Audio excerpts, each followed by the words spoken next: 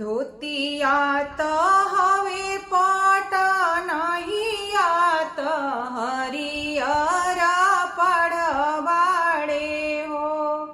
धोतिया त हवे पट नहियात हरियर पढ़वाड़े हो।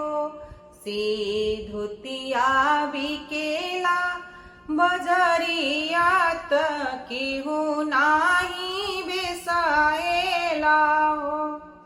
से धोतिया बिकेला बजरियात केहू नाही बेसाएला हो। एक तमे बेसहेले अपन बाबा रंगीली अपनी दादी हो। एक तमे बेसहेले अपन पापा रंगीली अपनी मम्मी हो। से धोतिया पहिरेले सुंदर बरुआ चौका चढ़ी बैठेले हो।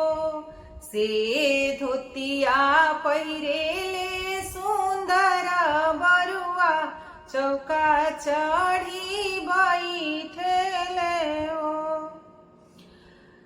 धोतिया त हवे पट नहियात हरियर पढ़वाड़े हो। से धोतिया बिकेला बजरियात केहू नाही बेसहेला हो। से धोतिया बिकेला बजरियात केहू